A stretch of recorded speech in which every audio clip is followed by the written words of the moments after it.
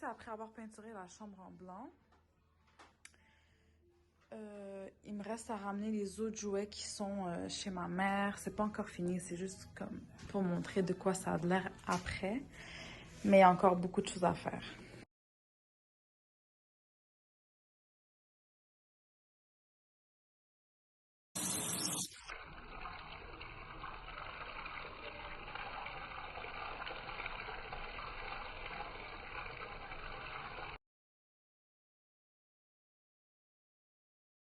Salut tout le monde, j'espère que vous allez bien. Bienvenue sur ma chaîne YouTube. Mon nom c'est Waiba.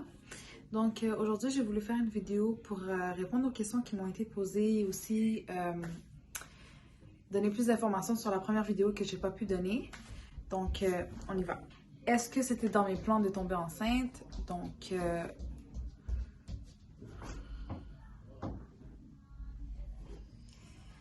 non. C'est non le bébé.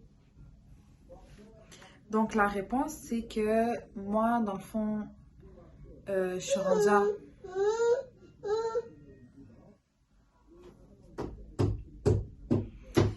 Moi, je suis rendue en ce moment à ma 3e grossesse. En ce moment, je suis enceinte. Donc, pour mes 2 premières grossesses, c'était prévu pour la première et la deuxième. Mais pour la 3e grossesse, c'était une surprise. La deuxième question, c'est comment j'ai su que j'étais tombée enceinte. Aussi pour savoir les symptômes. Donc, pour la première grossesse, comme symptôme, j'ai eu des gros maux de tête. C'est des choses que j'ai jamais dans la vie en général. J'ai jamais de maux de tête. Avec ma première grossesse, j'ai eu des maux de tête. J'ai eu de la fatigue. J'ai eu beaucoup de vomissements. Mais ça a commencé, les vomissements, 2 semaines après que j'ai su que j'étais enceinte. Mais avant même de savoir que j'étais enceinte, avant que le test soit positif, j'avais des maux de tête. Et par la suite, les autres symptômes sont arrivés. Pour ma deuxième grossesse a été plus facile que la première. Donc, j'ai pas eu de fatigue, quoi que ce soit. C'était vraiment parce que je suivais mon cycle. Donc, j'avais remarqué que j'avais eu un retard. Et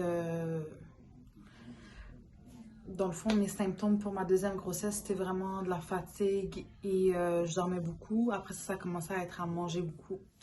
Pour ma 3e grossesse, c'était une surprise. Donc,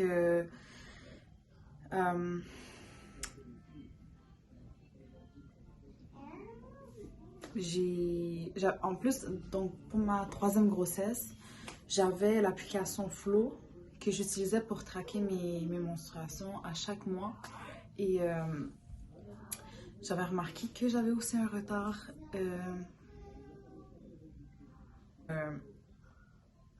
Voilà. C'est ça, donc comment j'ai annoncé à ma famille que je suis enceinte, ben, que j'étais enceinte aussi. J'ai rien fait de créatif, j'ai vraiment juste appelé ma famille puis leur dire qu'est-ce qui arrive. Mais pour le sexe de mon 3e bébé, j'ai l'intention de faire quelque chose. J'ai l'intention de faire un gender reveal. Donc, Inch'Allah.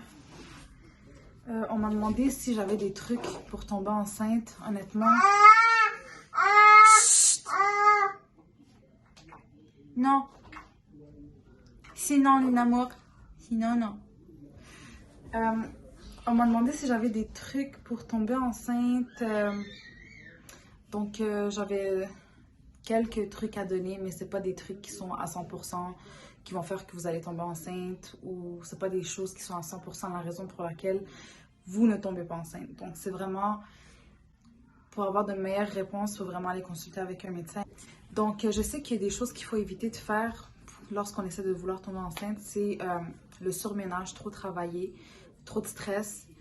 Je sais que le surplus de poids peut nuire et aussi l'âge. Nous, avec les femmes, on a une horloge qui compte. Donc, ça dépend aussi avec l'âge, mais encore là, ça veut rien dire. Ça se peut qu'on ne tombe pas enceinte jeune, mais on peut tomber enceinte vers la 30, 35, 40. Il y a des femmes qui sont tombées enceintes dans la quarantaine. C'est très possible aussi.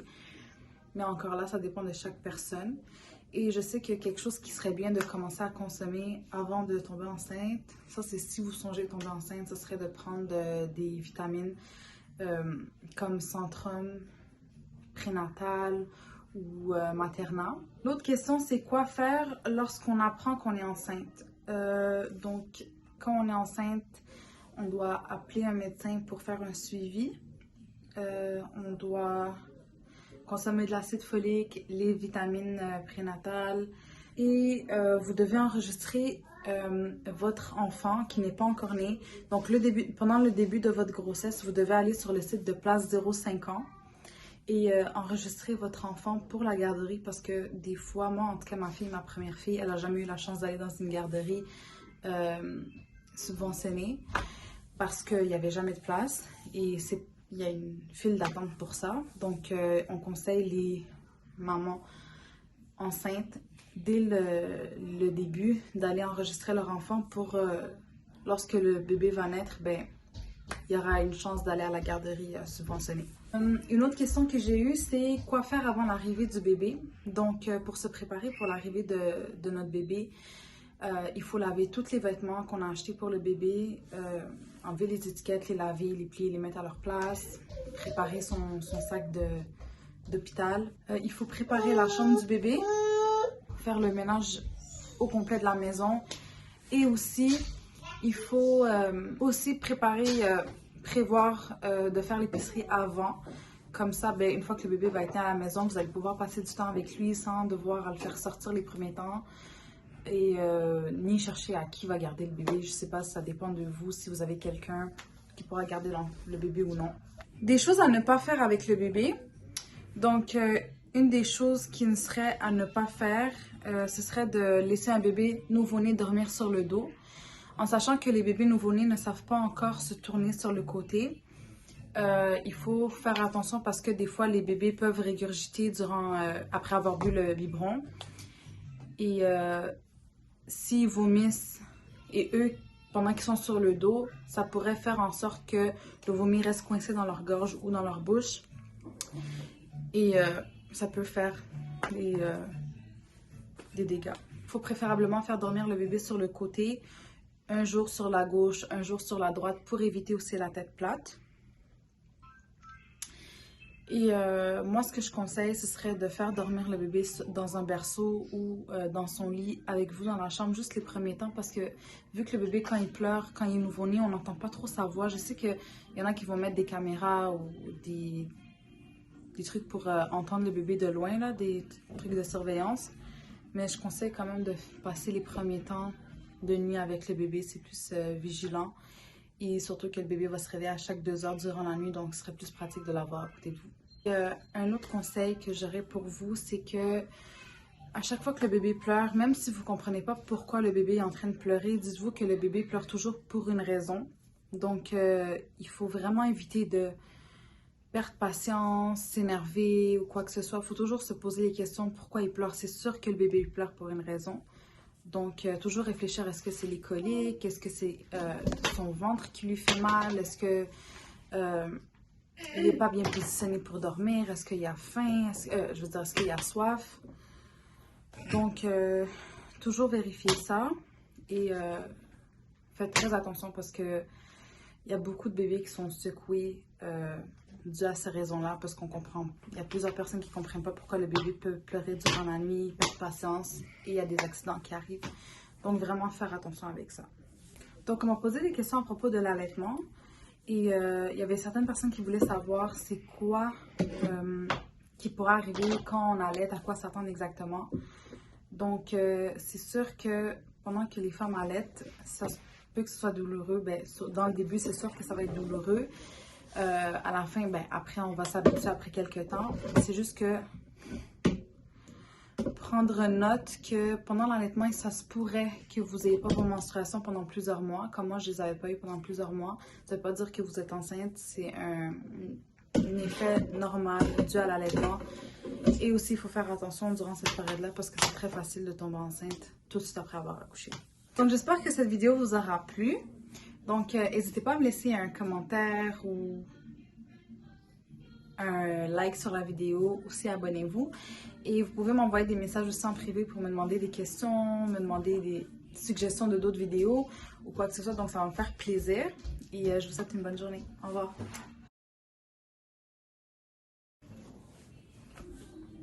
Salut tout le monde. Salut tout le monde.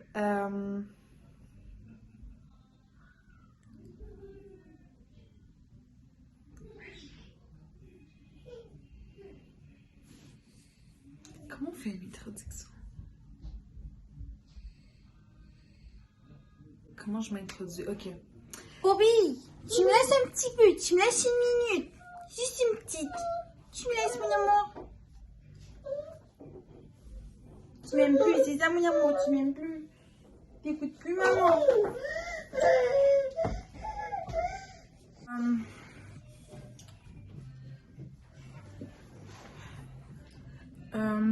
Des choses à ne...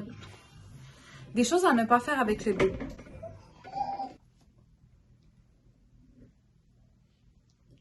Est-ce que tu peux te taire? Donc, j'espère que cette vidéo vous a été... J'espère que cette vidéo... Donc, j'espère que c'est... Ok. Donc, j'espère que cette vidéo vous aura... Hayet. What?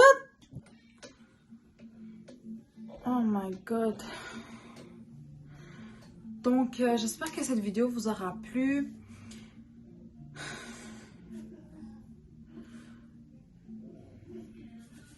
Donc, j'espère que cette vidéo vous aura plu.